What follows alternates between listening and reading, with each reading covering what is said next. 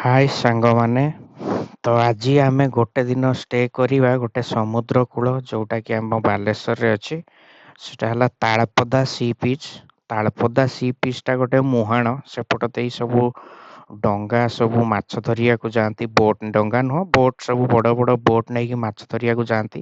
ଦେଖନ୍ତୁ ରାତି 3ଟାରେ ଫେରୁଛନ୍ତି ସବୁ ବୋଟ୍। ଆମେ ଯାଇଥିଲୁ ମୁହାଣକୁ, ତ ଦେଖନ୍ତୁ ଆପଣଙ୍କୁ ଦେଖଉଛି କେମିତି ବୋଟ୍ ସବୁ ଗୋଟେ ପରେ ଗୋଟେ ଫେରୁଛି ମାଛ ଧରିକି।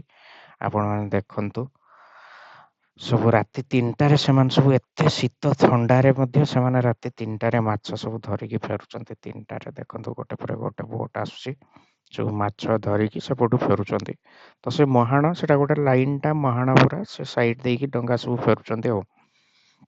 ଚାଲନ୍ତୁ କେମିତି ଆମେ ମସ୍ତି କଲୁ, କେମିତି ମଜା କଲୁ ଏଇ ନ୍ୟୁ ଇୟରରେ, ମୁଁ ଆପଣଙ୍କୁ ଏଇ ଭିଡ଼ିଓରେ ଦେଖଉଛି କ'ଣ କ'ଣ ଆମେ ଏନ୍ଜୟମେଣ୍ଟ ସବୁ କଲୁ ଏଠି ତାଳପଦା ସି ବିଚ୍ରେ। ତ ମୁଁ ଏଇଟା ଥିଲା ରାତିର ଭ୍ୟୁ, ମୁଁ ମର୍ଣ୍ଣିଂର ଭ୍ୟୁ ମଧ୍ୟ ଦେଖଉଛି ଆପଣଙ୍କୁ କେମିତି ଅଛି ତାଳପଦା ସି ବିଚ୍ରେ। ତ ସି ବିଚ୍ରେ ସବୁ ଯାଇଥିଲୁ ଆମେ।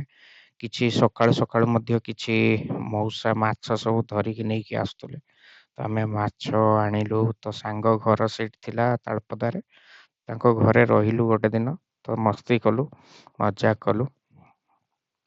ତ ସେ ଦେଖନ୍ତୁ କେମିତି ବିଚ୍ ସାଇଡରେ ସବୁ ଛୋଟ ଛୋଟ ହଟ୍ ଗୁଡ଼ା ଅଛି, ଯୋଉଥିରେ କି ସେ ମାଛୁଆରା ସବୁ ରହୁଛନ୍ତି। ସେମାନେ ଏଇଥିରେ ରହିକି ସକାଳୁ ଯାଉଛନ୍ତି ସବୁ ମାଛ ଆଣିବା ଲାଗି।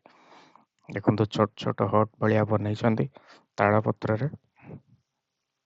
ଏଇଠିରେ ରହୁଛନ୍ତି ସେମାନେ, ରାତିରେ ଏଇଠି ରହିକି ପୁଣି ମାଛ ନେଇକି ସକାଳୁ ସକାଳୁ ଆସୁଛନ୍ତି ଆଉ। ମୁଁ ଆପଣମାନଙ୍କୁ ଦେଖଉଛି କେମିତି ଆମେ ସବୁ ଯାଇ କ'ଣ କ'ଣ ମାଛ ଆଣିଲୁ ସବୁ ସେଦିନ। ଦେଖନ୍ତୁ ବଡ଼ ମିଡ଼ିୟମ୍ ସାଇଜ୍ ଚିଙ୍ଗୁଡ଼ି ଆଣିଲୁ, ତାପରେ ନର୍ମାଲ ଛୋଟ ଚିଙ୍ଗୁଡ଼ି ମଧ୍ୟ ଆଣିଲୁ, ଆଉ କିଛି ସମୁଦ୍ର କଣ୍ଟିଆ ଆଣିଲୁ। ଦେଖନ୍ତୁ ଆମର ସବୁ ଆଜି କ'ଣ ସବୁ ରୋଷେଇ ହେଉଛି ଏଠି, କେମିତି ଫିଷ୍ଟ ଚାଲିଛି ଆଜି ସବୁ ମାଛ ଉପରେ। ସେ ତା ପୂର୍ବ ଦିନ ରାତିରେ ଚିକେନର ଥିଲା, ଚିକେନ ପକୋଡ଼ା, ଚିକେନ ତରକାରୀ ସବୁ କରି ସବୁ ବନେଇଥିଲୁ ପୂର୍ବ ଦିନ ରାତିରେ। ତ ଆଜି ଦିନରେ ସଣ୍ଡେ ଦିନ ଥିଲା, ଦିନ ବେଳେ ଆମେ ମାଛ ଉପରେ ଆଇଟମ୍ ବନେଇଲୁ ସବୁ। ଯେହେତୁ ସେଟା ବିଚ୍ ସାଇଡ୍ ଥିଲା, ତ ସେଥିପାଇଁ ଆମେ କହିଲୁ କି ମାଛ ସବୁ ଆଣିକି ବନେଇବୁ। ମାଛ ପତ୍ର ପୋଡ଼ା ବନେଇଲୁ, ମାଛ ଛୋଟ ଚିଙ୍ଗୁଡ଼ିକୁ ଫ୍ରାଏ କଲୁ, କଣ୍ଟିଆ ମାଛକୁ ଫ୍ରାଏ କଲୁ। ଦେଖନ୍ତୁ କେମିତି ସବୁ ଗୋଟେ ପରେ ଗୋଟେ ଆଇଟମ୍ ଆମେ ବନଉଛୁ, ମୁଁ ଆପଣଙ୍କୁ ଦେଖଉଛି। ଏଇଟା କଣ୍ଟିଆ ଗୁଡ଼ା ଫ୍ରାଏ ହେଉଛି, ଛୋଟ କଣ୍ଟିଆ, ସମୁଦ୍ର କଣ୍ଟିଆ ଗୁଡ଼ା ଫ୍ରେଶ୍ ମାଛ ସବୁ। ସେ ସକାଳୁ ସକାଳୁ ଧରିକି ଆଣିଲେ, ତ ଆମେ ନେଇକି ଆସିଲୁ। ଦେଖନ୍ତୁ ମାଛ ସବୁ କ'ଣ କ'ଣ କରୁଛୁ ଆମେ କେମିତି। ଏଇଟା ହେଲା କଣ୍ଟିଆଟାକୁ ଫ୍ରାଏ କଲୁ, ତାପରେ ନର୍ମାଲ ଚିଙ୍ଗୁଡ଼ିକୁ ତରକାରୀ ବନେଇଲୁ। ଚିଙ୍ଗୁଡ଼ିକୁ ହାଲକା ଫ୍ରାଏ କରିକି ତାପରେ ତାକୁ ତରକାରୀ ବନେଇବୁ। ଦେଖନ୍ତୁ ମାଛର ପତ୍ର ପୋଡ଼ା ବନେଇବୁ। ତ ଗୋଟେ ପରେ ଗୋଟେ ଆଇଟମ୍ ସବୁ ବନେଇବୁ ଆମେ। ଦେଖନ୍ତୁ କେମିତି ରାତିର କିଛି ଭ୍ୟୁଜ୍ ମୁଁ ନେଇନଥିଲି, ଯୋଉଟାକି ଆମେ ଖାଲି ଯାହା ସେ ସମୁଦ୍ର ସାଇଡ୍କୁ ଯାଇଥିଲୁ ସେ ତାହାରି ଭିଡ଼ିଓ ନେଇଥିଲି, ତ ଆଡ଼୍ କଲି ଏ ଭିଡ଼ିଓରେ। ନହେଲେ ରାତିର ଆଉ ଆମର ସେ ଯେଉଁ ଚିକେନ୍ ସବୁ ବନେଇଥିଲୁ ସେ ସବୁ ଭିଡ଼ିଓ ମୁଁ ନେଇନଥିଲି, ଯେହେତୁ ରାତିରେ ଆମେ ଲେଟ୍ରେ ପହଞ୍ଚିଲୁ, ତ ସେଇଥିପାଇଁ ଆଉ କରିନଥିଲି। ସମସ୍ତେ ପହଞ୍ଚି ଯାଇଥିଲେ, ଆମେ ଟିକେ ଲେଟ୍ରେ ପହଞ୍ଚିଲୁ। ଦେଖନ୍ତୁ ଆମେ ଏବେ ତାଙ୍କର ଯେଉଁ ନଡ଼ିଆ ଗଛ ଅଛି, ସେ ଗଛରେ କେମିତି ଆମେ ନଡ଼ିଆ ବିଛଉଛୁ। ନଡ଼ିଆ ବିଛା ଚାଲିଛି, ସବୁ ନଡ଼ିଆ ବିଛେଇଲୁ। ଦେଖନ୍ତୁ ପଇଡ଼ ଟିକେ ପିଆ ହେଲା,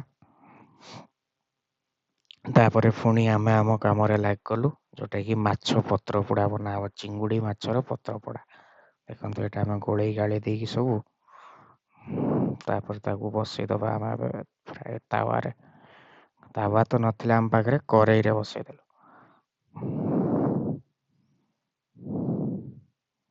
ବହୁତ ରାଗ ହେଇଯାଇଥିଲା, ମୁଁ ବହୁତ ଲଙ୍କା ପକେଇ ଦେଇଥିଲି ମାଛ ପତ୍ର ପୋଡ଼ାରେ, ଆଉ ସେଟା ବହୁତ ରାଗ ଟିକେ ହେଇଯାଇଥିଲା।